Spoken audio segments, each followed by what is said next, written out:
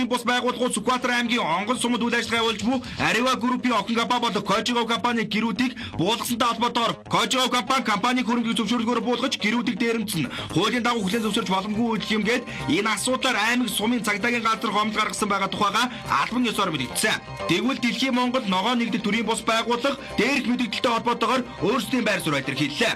Тэдний хувьд Сүхбаатар аймгийн онгон сумын иргэдийн хүсэлтээр Дэлхийн Монгол ногоон нэгдэл төрийн бус байгууллага босоо хөх Монгол төрийн бус байгууллагууд онгон сумын хууль дүрмийн дагуу ажилласан гэдгийг илэрхийлсэн. Тэдний хувьд очсон зорилгоо нутгийн удирдлага цагдаагийн байгууллагад албан ёсоор мэдэгдсэн. Францын Арева корпорац Дорногов аймгийн Улаанбаатар суманд ураны хайгуул хийснээр тэнд 6 хөлтөө үсгүү давжаа жижиг биетэй дотор иргэдэн нийтэлж хоорондоо наалдсан мал гарах болсныг баримтаар үзүүлж удахгүй танаа нутаг ийм болж болзошгүй гэсэн утгаар баримт нэвтрүүлэг үзүүлсэн гэдгийг хэлсэн. Мөн Арева компани урд нь нэг удаа зөвшөөрлөгөөрж буусан байсныг нутгийн иргэд өөрсдөө буулгасан байсан. Харин дараа нь дахин иргэдэн дээрх хоёр байгууллага хамтран буулгасан гэдгийг илэрхийлсэн. Мөн нутгийн удирдлага одоо ч гэсэн зөвшөөрлөгөө буусан гэдгийг баталсан бөгөөд нутгийн иргэд өөрсдөө гэрүүдийг нь Монгол ёс заншлаар буулган хурааж орон нутгийн удирдлага цагдаагийн хэлцэд хүлээлгэн өгсөн гэдгийг албан ёсоор мэдгдсэн байна.